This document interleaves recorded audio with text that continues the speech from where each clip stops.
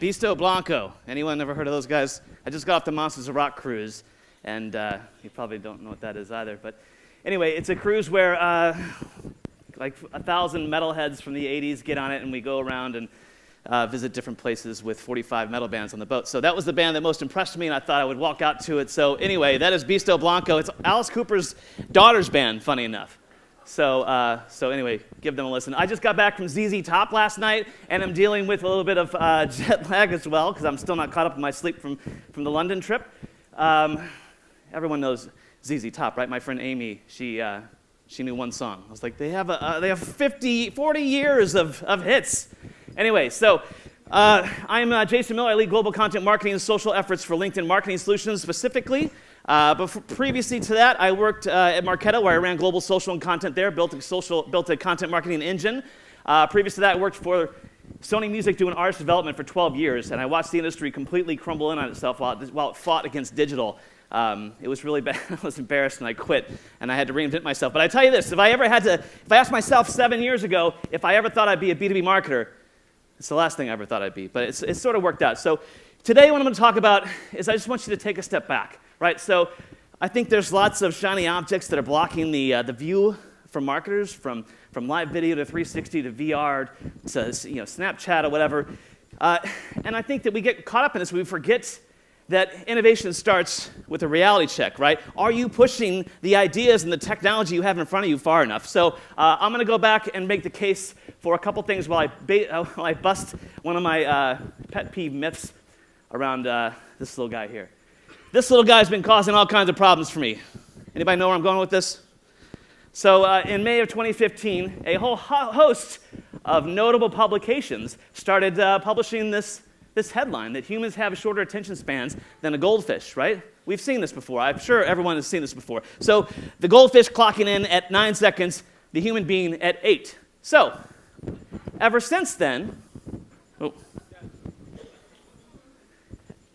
I got to stop pacing so much. Ever since then, marketers have been told that we have to... Oh.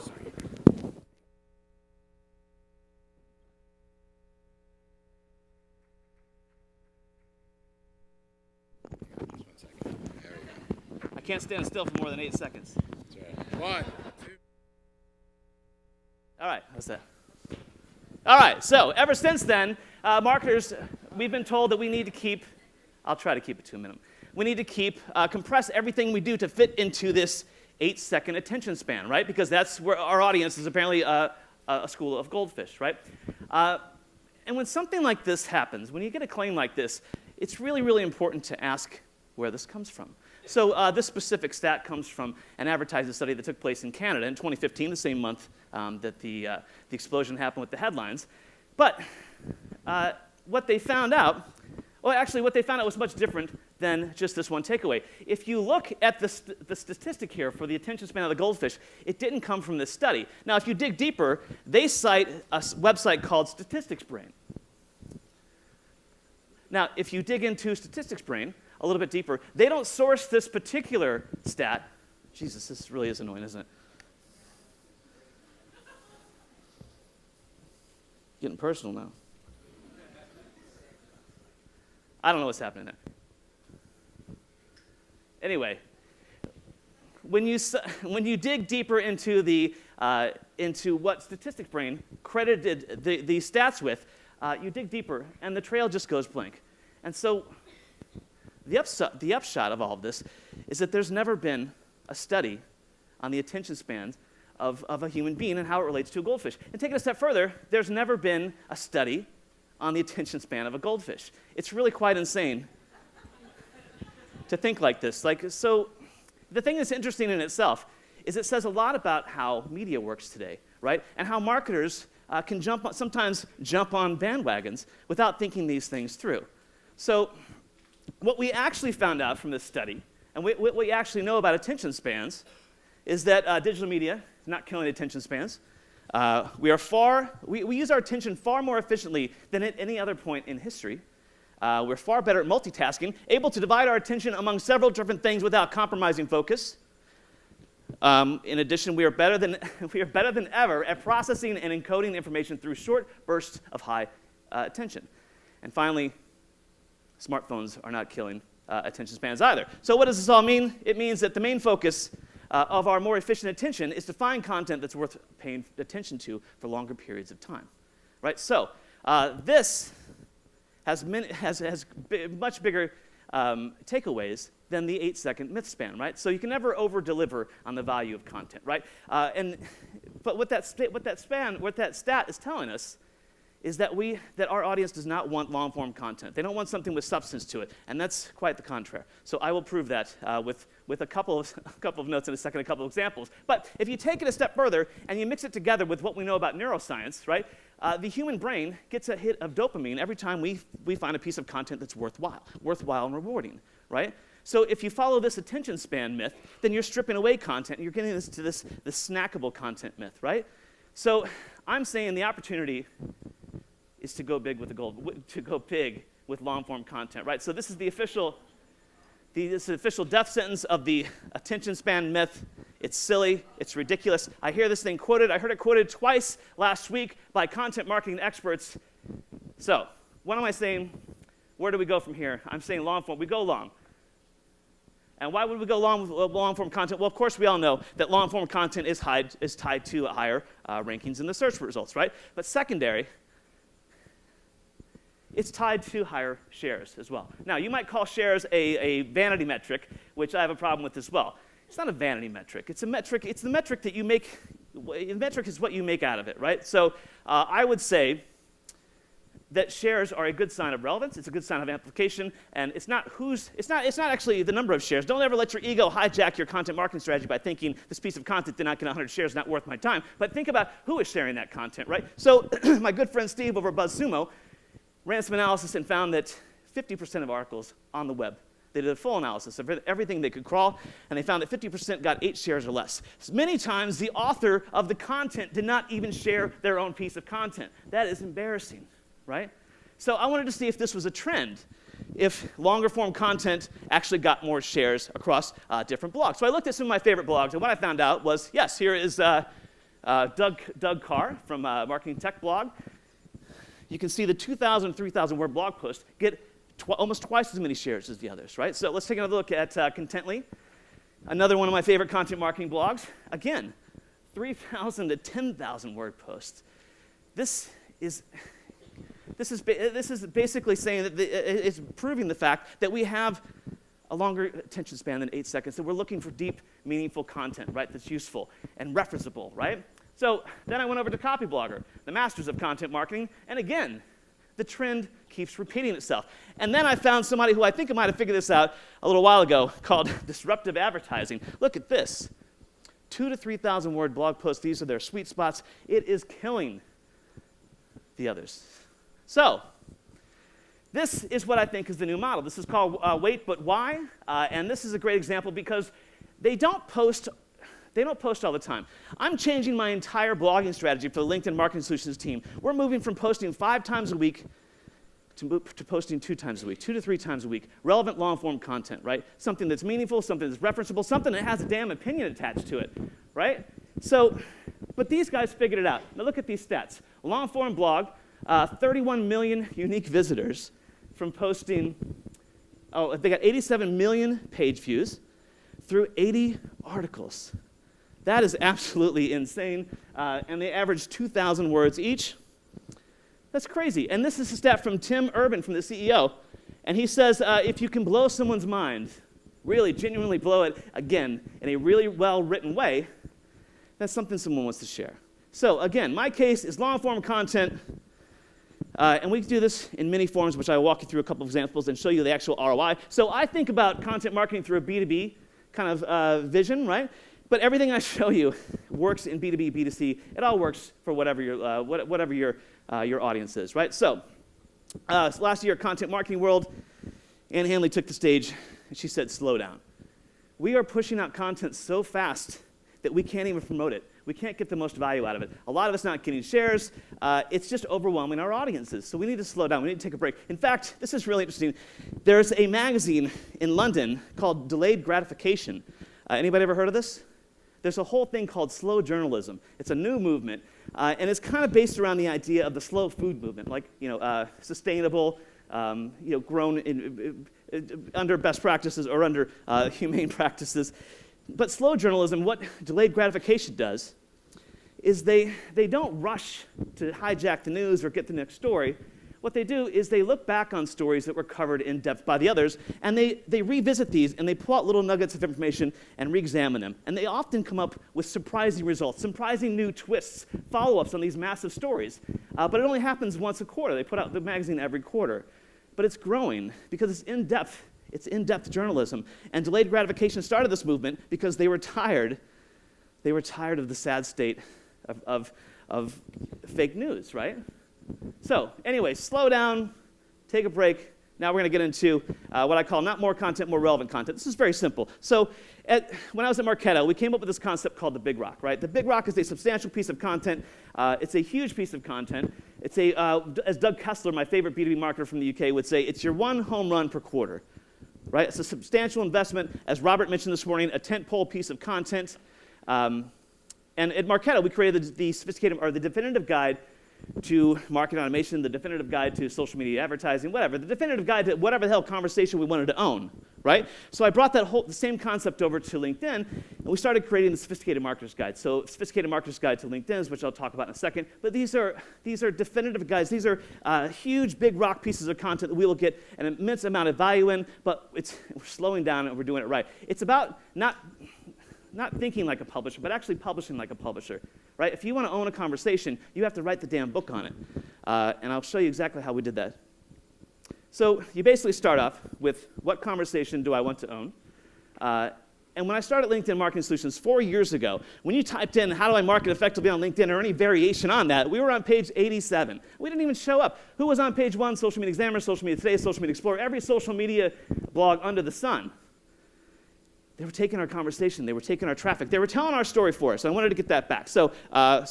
But seemingly, or interestingly enough, that conversation we want to own is also the number one question in our prospects' minds. So it's going to kill two birds with one stone. So this is, we do our fancy keyword research, right?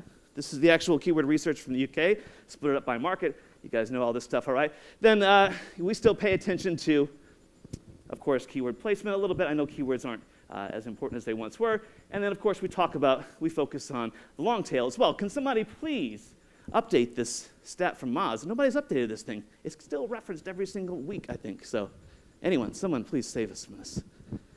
All right, tough crowd. But the keyword, as we all well know, keywords aren't enough anymore. We have to expand into topics. So what conversation do we want to own? What is the number one question on our prospects' minds? And then how do we branch that out into a topic? So quick and dirty way, drop it into Answer the Public, free, scrapes Google, gives us ideas for blog posts, topics, etc. But we figured out that there were 757 different ways that you could type a search query into one of the search engines that we could return a result back to with a solution to our product, right? So then we mapped that, of course, to competitive nature of the search term, monthly search volume, and we came down to 25 keyword phrases. Now, that is going to be the basis and the chapters for our big rock piece of content. It's going to write itself, essentially. Long-form content, this is it. This is called the Sophisticated Marketer's Guide to LinkedIn. This is 65 pages of everything you'd ever want to know about marketing on LinkedIn, written very strategically instead of instructionally, because what happens when you get an instruction manual? You throw it in the trash, you go to YouTube. We don't want that to happen. So again, this is the definitive guide to marketing on LinkedIn. We give this thing away for free, of course. It's in between each chapter is a little interview with the influencers from the space, so it adds a kind of third-party validation. But the chapters are the long-form blog posts, right? The chapters are the 1,500-word blog posts that blow these little 400, 500-word blog posts out of the water. So we're going to put this together as one big lead gen package, and we're going to reverse engineer it back out to the web. So just in case I didn't get the response I was looking for. So this is what it looks like when we slice and dice this. We call this the turkey slicing. It comes from my friend Rebecca Lieb. But this is what it looks like. So these are assets coming out from the guide. These are we didn't create anything net new. These are simply lifted out of the big rock, and these are the tentacles out there in the social web, because social is great for staying top of mind, right? So these are the assets. One big rock piece of content. We can get like 144 derivative pieces of content. This is enough to fuel your social and your demand gen channels for up to a quarter and even longer. I will show you what that looks like. Thank you. That was an error. That wasn't supposed to be in there. So, what's the success look like? Get this question all the time. Happy to answer it for you. I call this the Bat Out of Hell strategy. Bat Out of Hell came out in the 70s, one of the biggest selling records in the history of the world. Why is that? Because it's always on. Because I bought this record on 8-track. I bought it on cassette tape. I bought it on CD. I bought it on vinyl. I bought the 20th anniversary, the 30th anniversary. I went to see him in Vegas on the residency tour. I'm going to go see him again when he gets healthier. I'm going to buy this record. I'm going to buy this record 6 or 7 more times in my life. Happily, right? Because it's always on. It's always on. It's always on marketing. You have to move away from this idea of campaign mindset, right? Because with a campaign, you have a start and end date. What happens when you get to the end of that campaign? You could have a potential engagement level of 0, and that is the death of a content marketer. But if you're always on, as Meatloaf is, Meatloaf will target me for the rest of my life, and he's doing a hell of a job of it, right? So it's relevant to me. It's going to follow me around. What does it look like in action? I've seen demand gen waterfall models that look more complicated than plans for a nuclear reactor. This is what it looks like at its core. This is demand gen 101. You have the turkey slices, the derivative pieces of content, all out there leading back to the big rock, which is gated. Once somebody comes in, fills out that form, we determine whether or not they are a marketing qualified lead, the MQL. If they are not, they go into a nurture track, and they are nurtured with more turkey slices was the answer I was looking for. If they are, they go over to an SDR, they become qualified, hopefully they turn into revenue. This is what it looks like. It's not, we're overcomplicating this stuff. It's really not that difficult, right? So, I call this one, for those about to launch.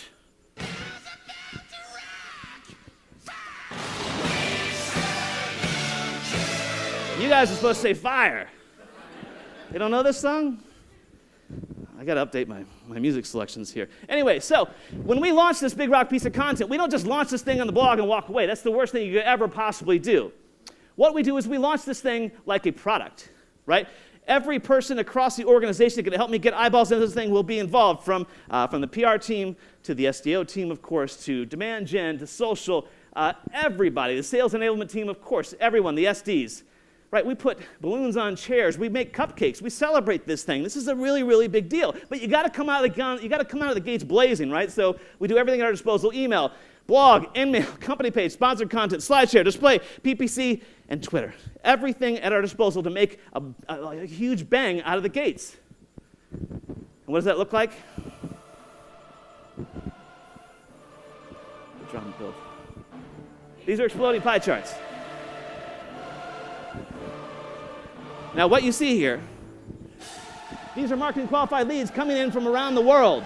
This is the first 30 days of launch, right? That's very significant to keep that in mind. The first 30 days of launch, marketing qualified lead is not an inquiry. Don't confuse this with an inquiry.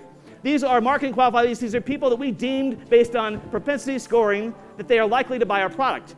These are the important ones. Marketing qualified leads. This thing went around the world overnight, literally in 30 days. We didn't even launch it globally. We would months later. But you can see the pure relevancy of the topic, of the content, how well it was put together, the influences that were involved with it, and the launch coming out all guns a-blazing. This thing went around the world in 30 days. Now, the more important chart, marketing qualified leads coming in by channel. Now, if you look at this, you see email is number 1, because we did this huge email launch, right? That makes sense. 34% coming in from the email. But you look right behind that, 32% is coming in from the blog. That's pretty cool. Why is that? Because we have the turkey slices we launched the big rock on the blog, and each week we put a turkey slice driving traffic back to the big rock. And we have an infinite number of turkey slices to drive traffic back because it's a massive piece of content. Now, you look at this thing 60 days out. Email starts to decay. The blog becomes the number 1 MQL driver. This is the blog, not the sexiest piece of social media, but certainly the most important. I call it the blog is a social media rug that ties the room together. The dude bites. You guys are killing me. It's a really tough crowd. You look at this 90 days out. Your email's done. You might be running out of turkey slices. Now what happens? Now you turn on the paid, the native advertising, the sponsored content, whatever you want to call it, right? Because there are people out there that will tell you that inbound is all you need. But I think that's certainly not true. You need to put some paid behind it, because inbound only gets you to your initial audience, right? So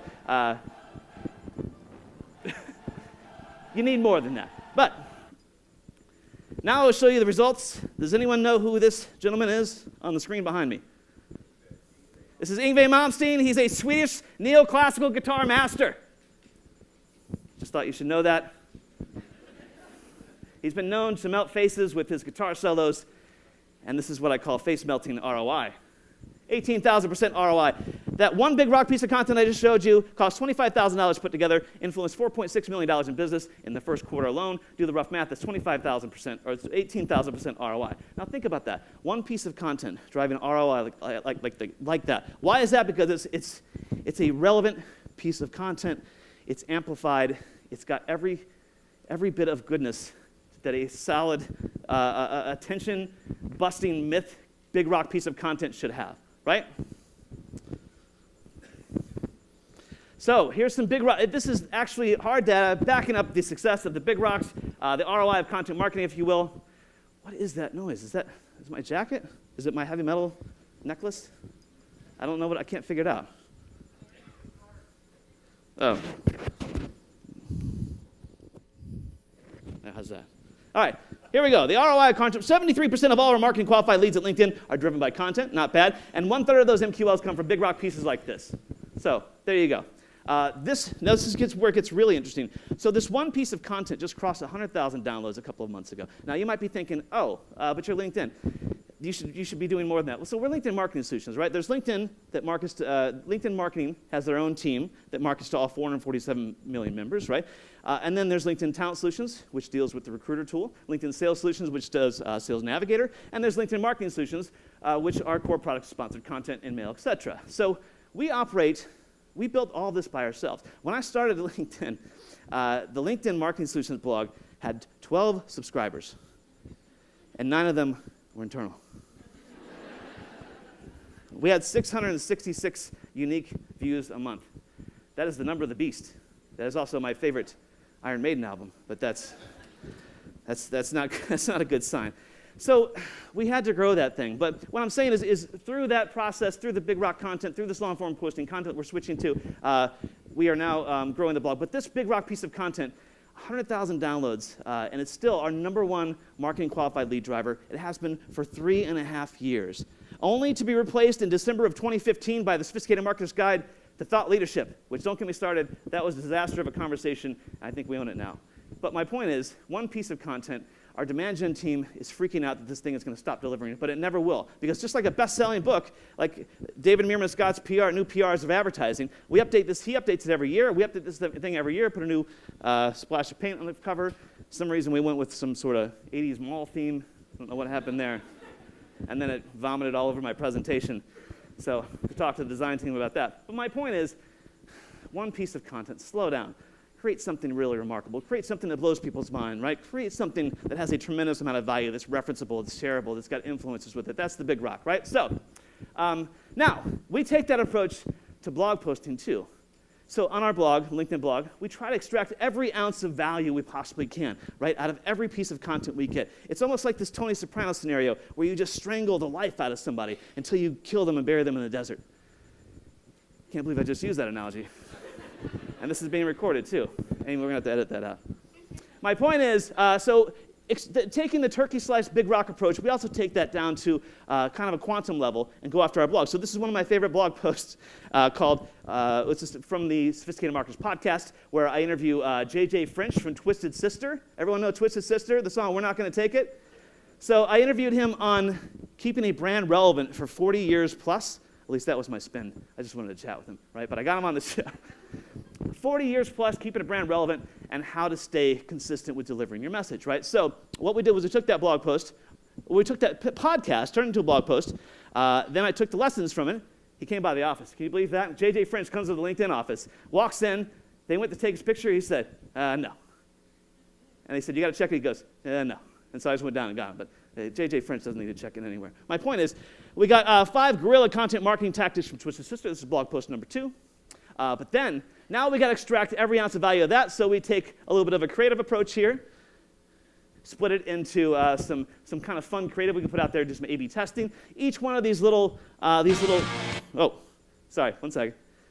Each one of these creatives is distributing one guerrilla tactic from content from JJ French and one quote from. We're testing the hell out of this, right? So there's like 35 pieces promoting one blog post.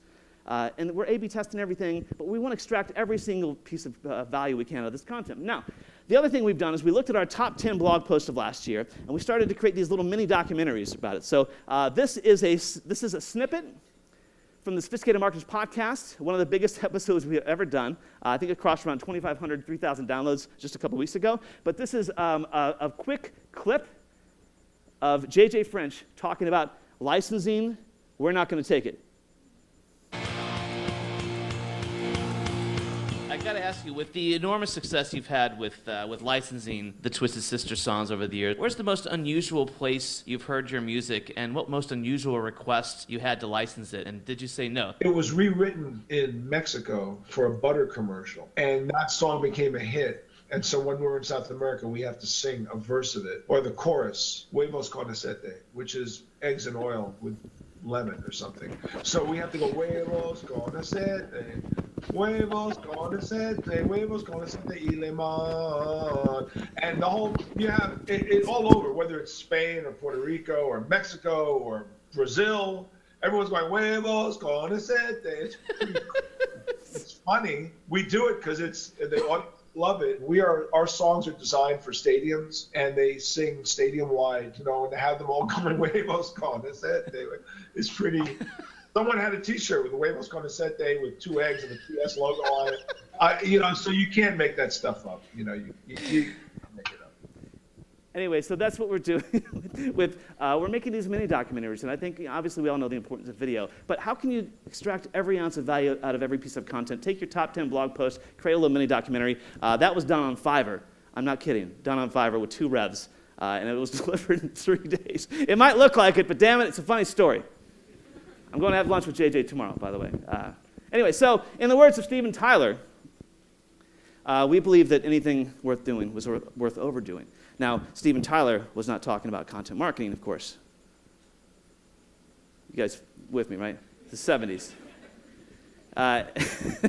Anyway, but we're talking about how do we optimize our content to get more. So this is a fun little test we do with dark content, or whatever you call it. We call it direct sponsored content on LinkedIn. We take that one big rock piece of content, which is relevant, top of funnel content, relevant to so many audiences, right? And we basically personalize this in the feed to different audiences, right? So people always ask me, Jason, what's the next big thing in content marketing? And I will say amplification and personalization. We all know that. But we are so far beyond the Amazons and Netflix of the world when it comes to personalization, right? But there are some stuff we can do very quick and dirty today. Take this one big rock piece of content, the Sophisticated Marketer's Guide to Content Marketing. We target 3 different audiences on LinkedIn with the same damn piece of content, right? So we know. And when you use direct sponsored content, it's just like dark posting in Facebook or whatever, where it only goes to that target audience. So you don't overwhelm your company page or your your showcase page with irrelevant content, right? So we take that one piece of content, we target CMOs, and we speak to CMOs in a language. We personalizing this in its essence, right? So we know that CMOs want to drive transformational change in their business, so we target them with that message, and it converts. But we also want to get marketing directors. We know marketing directors need to demonstrate the ROI of their marketing efforts, so we speak to them in their language, and we target them with the same piece of content. Then we got to get down to the practitioner, right? So we take that same piece of content, we target social media marketing managers, and we talk to them about engagement, because we know that engagement is important to them. But this is what works. This is extracting more value, optimizing your content, getting more. One piece of content still going strong.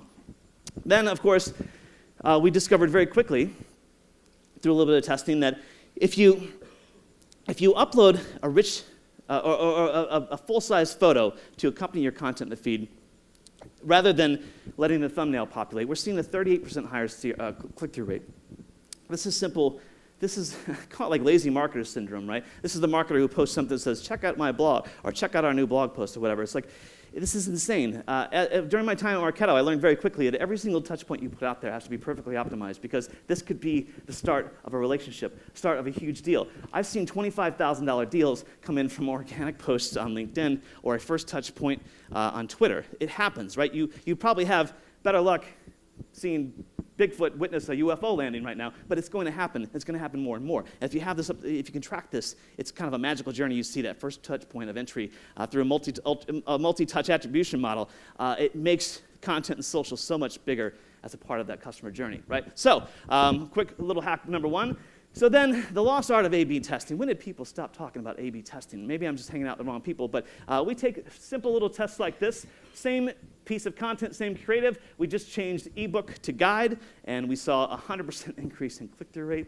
This is crazy, man. These are crazy, crazy numbers, right? Then we took another test where it's a face versus an object. The image with the face saw 160% improvement in click-through rate and a 290% increase in conversion rate just from swapping out an image, right? These are huge numbers. If you're a social media marketer and your CMO is paying attention to these numbers, they're going to give you more budget and more creative space to do really cool things with. So, and then finally, stat versus a quote. We saw the image with a quote saw a 30% lift in CTR.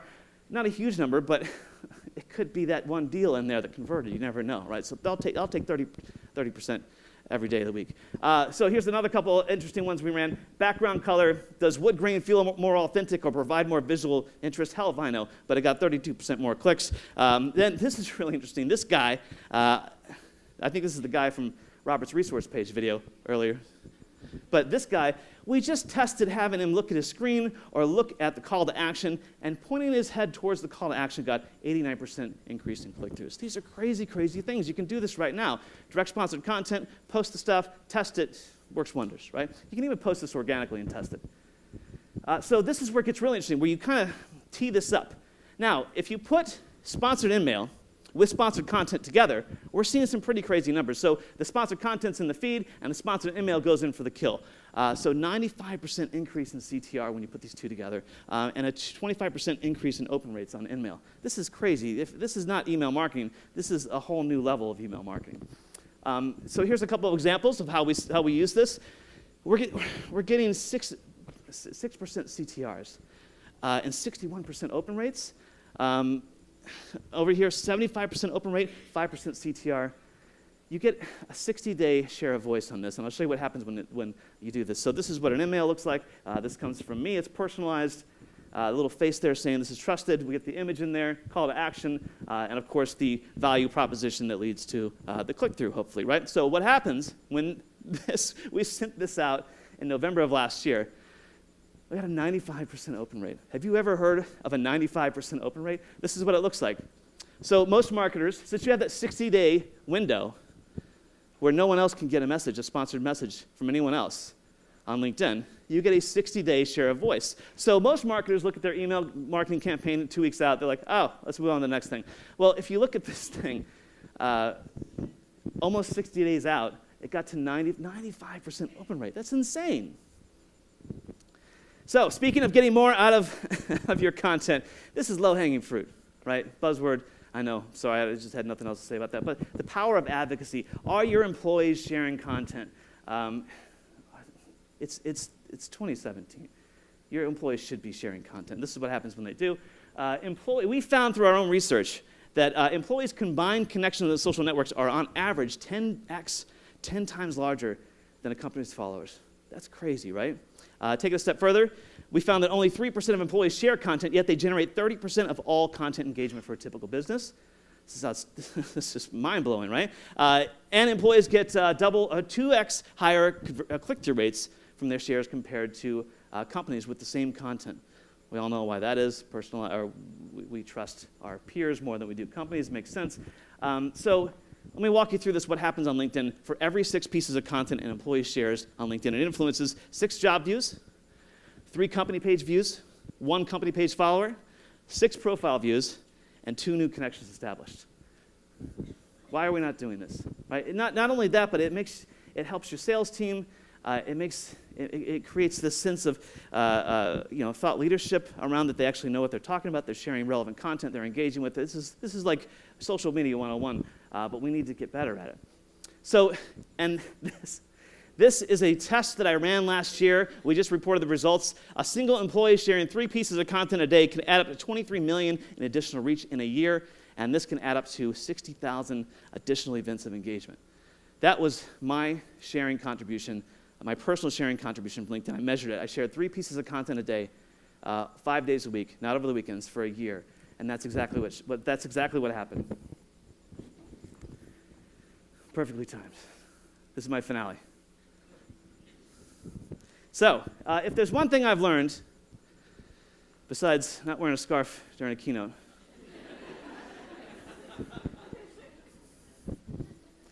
if there's one thing I've learned as a marketer, it's that if you're a one-dimensional marketer, you're easily disposable, right? So I learned this during my Marketo days because I sat in this, we were still kind of in the startup phase at the time. It was 6, 7 years ago. But I sat together in these little pods, and there was demand gen over here. There was the SEO team, the AdWords team, PR, et cetera. Product was here, and we all sat together. Now, what I learned very quickly is, again, if you're only really good at one thing, then you're going to be phased out very quickly. So what I call is the hybrid marketer. And I will tell you this, I'm not an expert in SEO, but I understand very much so how the web interprets my content and how to optimize it to be found, right? I'm not an email marketing expert, but I can write one hell of a subject line. I'm not a demand gen expert, but I understand how demand gen is fueled by content marketing and how to get the most out of that and drive actual pipeline and drive real revenue from content and social, the combination. But over the years, I've figured out that I'm not a master of any of these, but I understand them all well enough to manage a team and manage all the agencies and get them to and have them do the absolute best work they possibly can. So I will illustrate that in my final minutes here with the marketing team of the future, as demonstrated by my favorite band, the greatest content marketers in the world, KISS. It's a tough crowd today. No KISS fans? All right, so what happened was I was in Vegas watching KISS play. And I'm a photographer, so I was photographing the band. We're in the photo pit, 20,000 screaming fans, KISS in all their glory, Vegas. And it just kind of hit me. These guys figured this shit out 40 years ago. Like 40 years ago. KISS has been doing this for 40 years. And it just hit me, and I dropped my camera, and I just stared at Paul Stanley. And I couldn't believe it, but it hit me. So bear with me. This is what it looks like, the marketing team of the future. Now, before you think I've lost my mind completely, let me walk you through this. What you have here is SEO, social content, demand gen, or for the B2C folks, acquisition, PR, and most importantly, the community, right? So let me walk you through what this looks like. I'm sitting there watching KISS play all my favorite songs, and there are 4 unique band members working together to deliver this amazing product, right? So I thought this is like your marketing team, at least the marketing team I had at Marketo. 4 amazing, unique individuals on the marketing team, each with a different, unique function. So KISS has 4 band members. Each of them have a very unique individual role, but they play together seamlessly to deliver an amazing song, right? So why can't your marketing team work the same way to deliver an amazing experience, right, or a product? You think about this. We're trying to deliver this marketing experience, this full 360 immersive approach. Well, this is the only way you can do it. Let me illustrate for you. What you have here is you have Mr. Peter Criss, the drummer of KISS, representing SEO. Peter Criss is the drummer of the band. He lays the backbeat of the groove, just much like your SEO team lays the groundwork for your content and social strategy, right? So that plays directly into Mr. Paul Stanley, who is the lead singer of KISS, representing social. Social represents the tone and voice of your organization. Do you see where I'm going here? This goes into Mr. Gene Simmons, who is the core of the band, who writes all the hits, and he sings the songs that Paul can't sing because Paul's voice is too damn high. And he fuels directly into demand gen, or for the B2C folks, acquisition, where Ace Frehley on lead guitar ties it all together with a sweet guitar solo, if you will. But this is what it looks like in action. So you got Gene Simmons looking over to Ace and saying, basically content looking over to demand gen saying, hey, what content's working? What do we need to produce more of? Meanwhile, he's reaching out to Paul Stanley in the social saying, what's the conversation out there that we need to own? And SEO is coming in, swooping in, optimizing the entire conversation, making sure they are owning the right conversation and make sure their content is optimized to be found across the web. That's what it looks like, right? But take it a step further, these are their big rocks. They consistently deliver content their fans want to consume and share, right? Now, you have to deliver content more often than every 2 years. And I know I put Monster up here twice. Some of you might be thinking, that's not a very good record. Well, there was a Brazilian version with a bonus DVD, so I put it in there again. But more importantly, this is where it gets important, right? So PR, this is Doc McGee. Doc McGee goes on tour with KISS. He doesn't sit in the ivory tower in New York City and just preach out words for the band. He's on tour with them, right? He's guiding their vision as the world's hottest band. Now, think about this. Is your PR team sitting with your social and content team? Because if they're not, you're in a lot of trouble, because then you have fragmented conversations. Someone like Brian Solis, who's an analyst, and he's a social and content influencer, doesn't have time for one conversation, let alone 3 fragmented conversations, so you got to have these people all together. PR is sitting with social and content. It's a lovely thing, right? And finally, event marketing. They deliver amazing experiences on tour. It might be a little bit of a stretch, but bear with me. But most importantly, they built a thriving community. This is the KISS Army. I'm a card-carrying member of the KISS Army. I have been for 30 years. I can go anywhere around the world and connect with other KISS fans. I can go to a KISS show in the south of France and meet up with other bunch of KISS fans and hang out with them. I would probably never do that because it's really kind of freaky. But I could. And here's what you have to ask yourself about your community, about your social, about your community, is do they feel like they're part of something bigger? Right? Marketo, we have the Marketing Nation, other marketers to lean on, other marketers to have questions to help you get you through your tough marketing days, I guess, if you will. At LinkedIn, we have the Sophisticated Marketer Movement, where we give other marketers a kind of a place to hang out with other sophisticated marketers and talk and learn and grow. This is important. So ask yourself, does your community feel like something more? Does your community feel like something, they're part of something bigger, right? I will leave you with this quote. I took this picture. Paul Stanley was right there. And he looked at me in the eye. And he said, people want a thrill, people want a spectacle, and people love to be entertained. And that's the way I think about content marketing at the top of the funnel. That's the way I think about the customer journey. I'm not a content marketer as much as I'm more of an entertainer and a heavy metal fan. So I just try to fuse the two together and tell a good story. By the way, Paul Stanley, that is a guitar pick on the end of his tongue. He spit it at me. It hit me in the face, fell to the ground. The girl next to me picked it up. I still don't have that guitar pick. But I love KISS. That is my book. It's called Welcome to the Funnel. Sold a few copies. Ann Hanley was kind enough to do the forward for me. It's everything I know about social media and content rolled into one. This is my new content photography book coming out next month. This is my personal branding book on how to become a linchpin in your organization by breaking all the rules. And then that's all I got for you folks. So thank you.